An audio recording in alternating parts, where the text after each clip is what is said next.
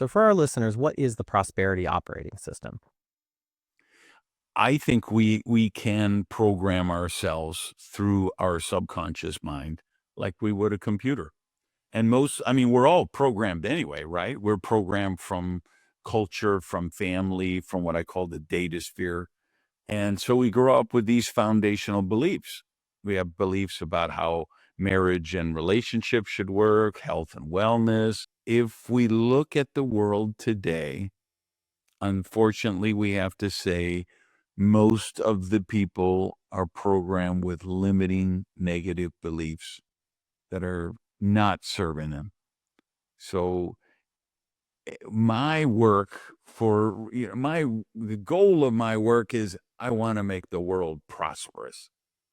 I believe we don't do that with entitlement programs and just charity.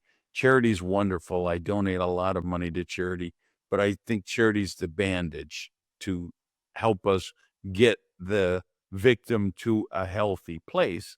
But to get them to the healthy place, we've got to change their consciousness. We've got to change their programming. And then I just show people the programming that they get from books and movies and TV and X and Facebook and YouTube and the amount of they are memes, they are mind viruses, and they're mind viruses that parasitize the host and cause you to replicate the virus. So you grow up and why people's head explode is because I show them some of the limiting beliefs, and then I show the examples of how they got it in the movies and the TV shows.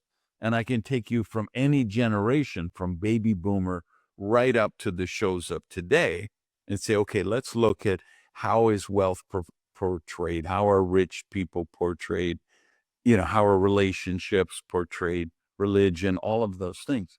And I don't know how anyone gets to 25 healthy, happy, prosperous with the amount of insidious negative programming we're getting.